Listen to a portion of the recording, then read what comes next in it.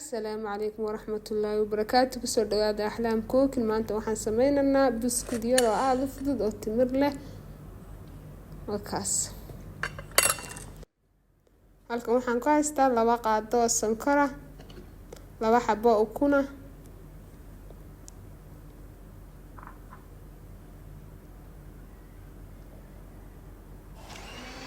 intaas ayuu qoyshay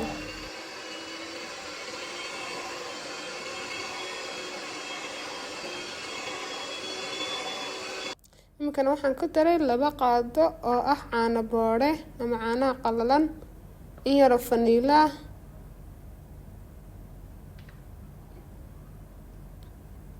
qaado baking powder iyo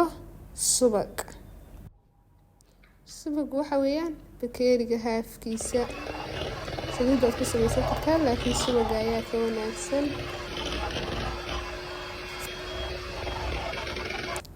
waxaan ku darayaa imikana daqiiqda waxaan ku daray 2 koob laakiin haday degdeg ka noqoto subagu yar degdeg buu ka dhigayaa waxaad ku dari kartaa in yar waad ku kordhisan kartaa marka in yar way isdhex gelinayna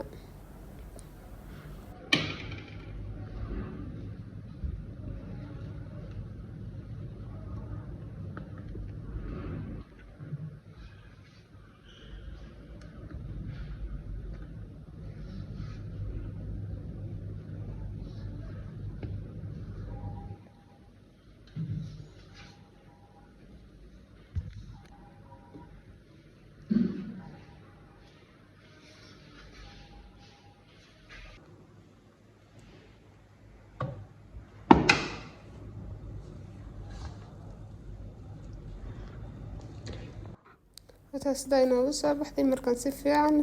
soo dhexgeliyay mulqacadan baan isku soo dhexgeliyay halkan waxaan ku haystaa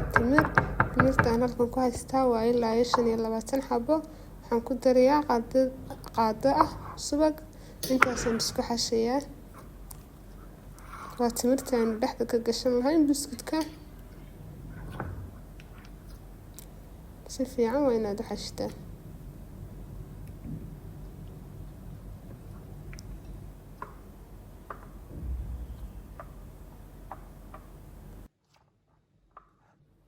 waxaan halka ku soo diyaarsaday waxaan soo xashtay iyo timirtooniyadana soo xashtay yar baan ka soo goostay saasaan u fidinayaa aad khafiif uga dhigmaysid timirtii baan in ka soo goostay dhexdaan ka gelinayaa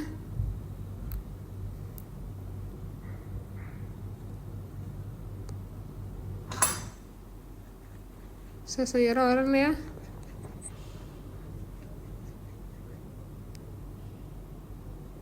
kadibna sida ayaan dhexda uga gelinayaa hareerahan ka soo laabayaa afkana waan ka laabayaa iyana kaa kala furan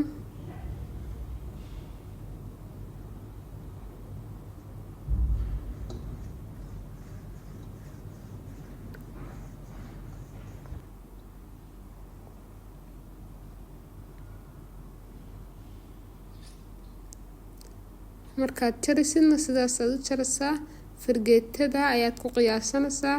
si ay kuugu noqdaan qiyaas sukaa wada leeg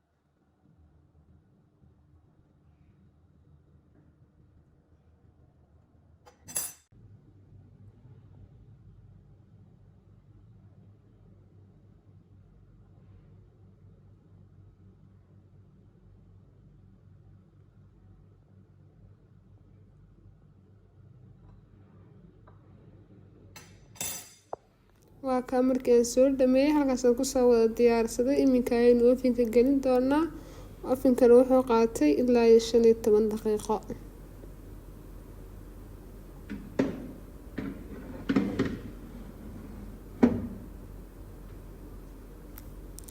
waa kaa sidaas ayuu inoogu soo baxay fideogeeni maanta. Halkaas ayuu ku egyahay. Fadlan